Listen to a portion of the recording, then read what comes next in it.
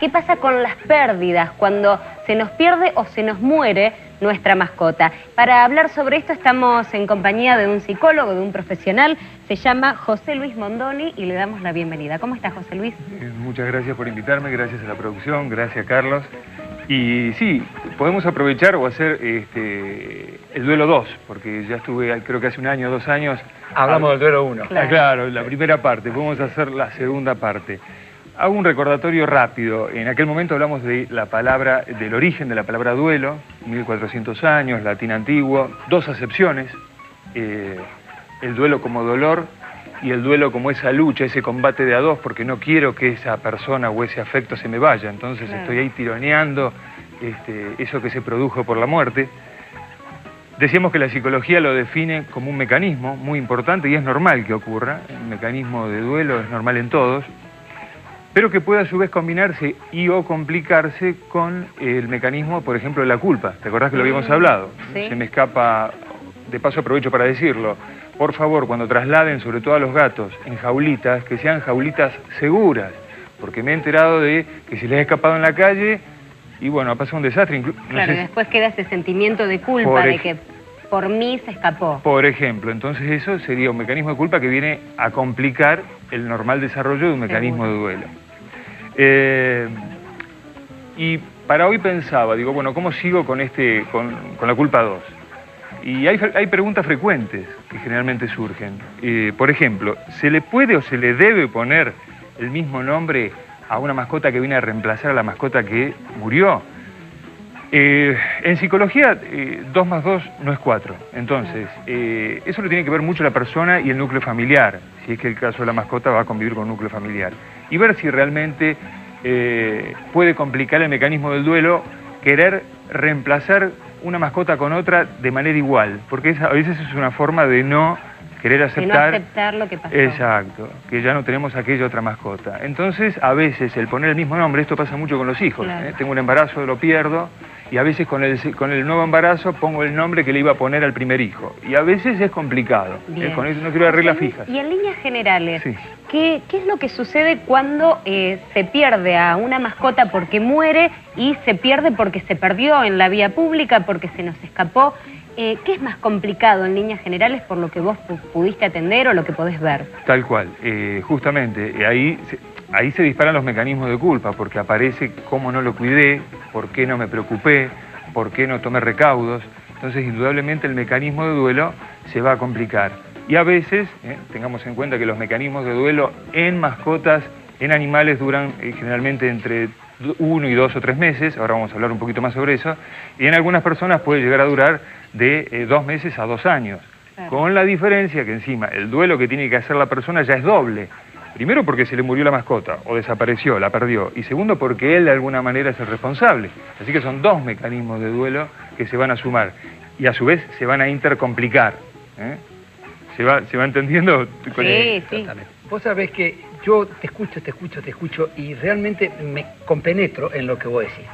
Pasar un día en el consultorio hablando con la gente, realmente es imposible no compenetrarse con ellos, es imposible. Es decir, lo que la gente quiere la mascota no tiene explicación. Yo creo que hay un amor desmedido. Tiene una costumbre la gente de echarse la culpa de las enfermedades, es decir, permanentemente.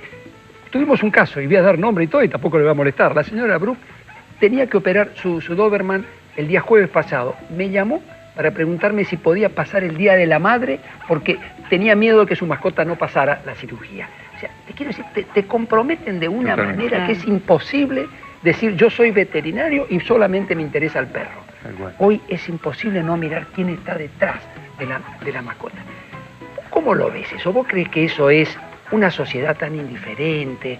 ¿Vos crees que es un tema donde hay un egoísmo en esta sociedad? ¿De dónde está? Porque yo no me crié así. El perro era perro. Y hoy el perro es familia. Así que te tiré un montón de preguntas. Cerrame un poco esto. Perfecto. Incluso yo tenía preparada una pregunta de esas, a ver si más o menos... por ejemplo, si se sufre más la muerte de una mascota que la de una persona, ¿soy normal? Esas son algunas preguntas y creo que tiene que ver con lo que estás comentando. Bueno, también la persona debería preguntarse, ¿no? Ese vínculo que pudo construir con una mascota.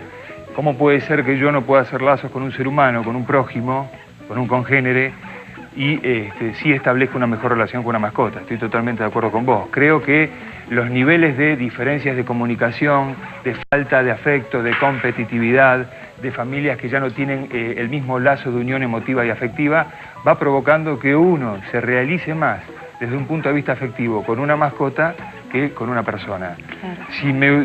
Volviendo a tu pregunta, si esto es bueno o es malo, yo diría que una persona que no puede construir lazos profundos con un ser humano debería al menos preguntarse por qué.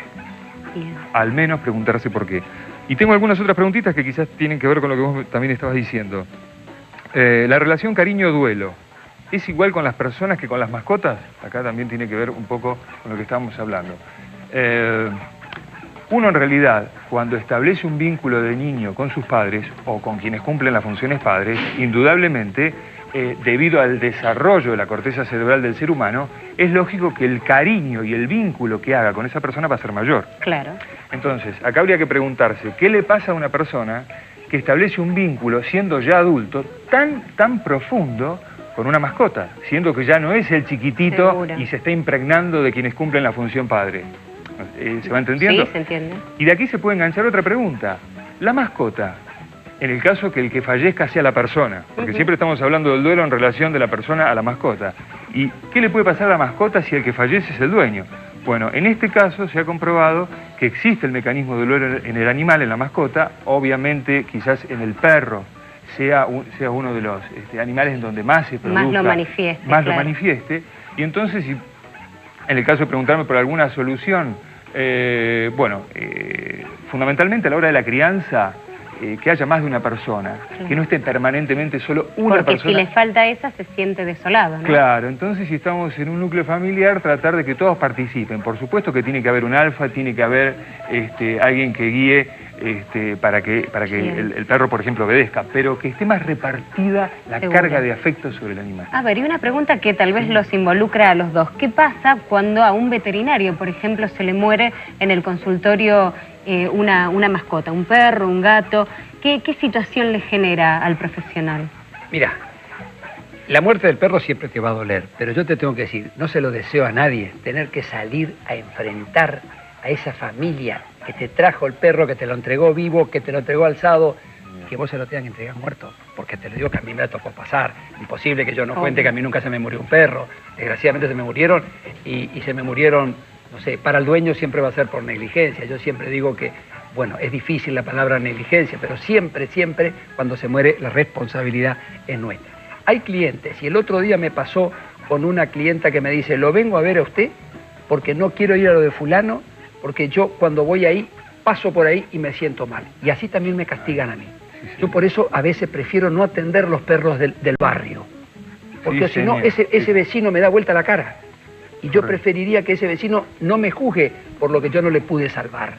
Ahora, es tanto el amor que esta gente tiene que te dice, mire, yo lo veo a usted y prefiero irme para otro lado porque quiero que me des algo de eso. Es excelente lo que estás diciendo porque acá podemos entrar en el mundo de las defensas. ¿Cómo yo me defiendo para que no me duela tanto el duelo? Y algunas salidas, lamentablemente, algunas defensas o resistencias que el ser humano inventa para que no le duela el duelo, terminan siendo contradictorias. Claro. Terminan haciendo que el mecanismo no se cierre nunca, no se complete nunca y me duela más el duelo. Y acá están algunos de los elementos como los que vos nombraste. ¿Tengo que alejarme de todo lo que me recuerda a mi mascota? Cuidado con eso. Porque a veces voy a empezar a negar situaciones, lugares, espacios, recorridos, barrios, veterinarios, para tratar de que no me recuerde esto de aquella mascota que ya no está. Cuidado con esa defensa. Es normal que me enoje con el veterinario, justo la tenía preparada. Si hablamos de normalidad, y no es normal que me enoje. Hablando de que el veterinario actuó de excelentísima manera. Entonces no me tengo que enojar con el veterinario, al contrario, tengo que tratar un día de hablarlo, acercarme, ir al menos hablar con la secretaria, empezar a pasar por la puerta. O sea, son todos sistemas de sensibilización sistemática que se llama psicología y que también ayudan muchísimo. Otra defensa, yo nunca más una mascota.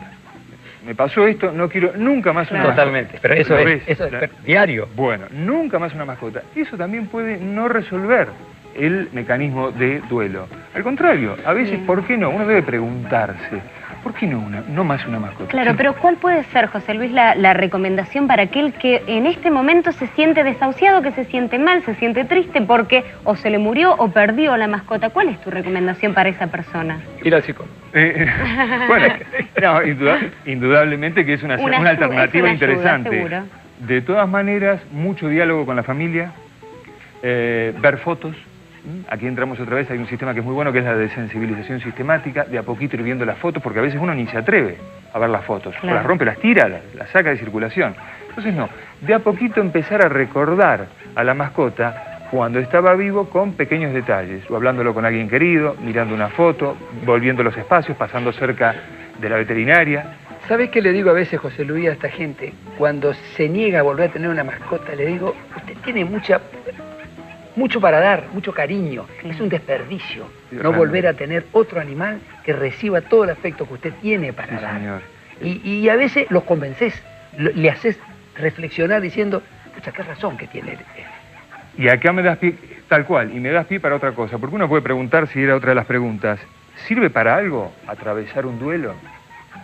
Uno puede verle el lado positivo, porque no nos olvidemos, y lo hablamos en el duelo 1, hace Duelo 2 uno. años, que hay 4 o 5 paradojas que son básicas y que las tenemos que asumir. Y quizás la muerte de una mascota sea un paso intermedio para que no nos sufra tanto, por ejemplo, la muerte de nuestros padres. ¿Por qué? Porque nacemos para morir, somos jóvenes para envejecer, somos sanos para enfermar, tenemos hijos para quizás, al menos en este mundo, no verlos más porque me voy primero yo o se van mis hijos, ojalá que nunca ocurra. Es decir, el duelo sí o sí nos va a enfrentar.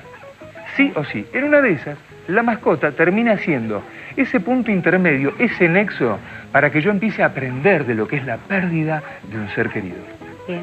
Y ahí, porque me Y nos atreven para quedamos terminar, con eso. yo siempre le digo a los chicos jóvenes, porque increíblemente sufren de una manera, le digo, chicos, acostúmbrense, van a haber muchas muertes.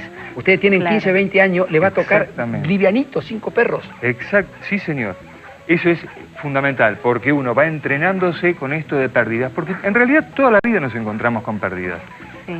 e inevitablemente nos encontramos con Seguro, pérdidas. ya cuando tomamos uso de la razón, sabemos que en algún momento nos vamos a ir y se van a ir todos. Por ¿no? supuesto que sí. Y otra excelente, para terminar, otro excelente consejo es, para evitar los mecanismos de culpa, saber muy bien por qué se va a incorporar una mascota a la familia. Bien. Eso es muy importante. Seguro. Y después cumplir con la prevención, la atención primaria de la salud, cuidarlo de cualquier accidente, cuidado de cualquier robo.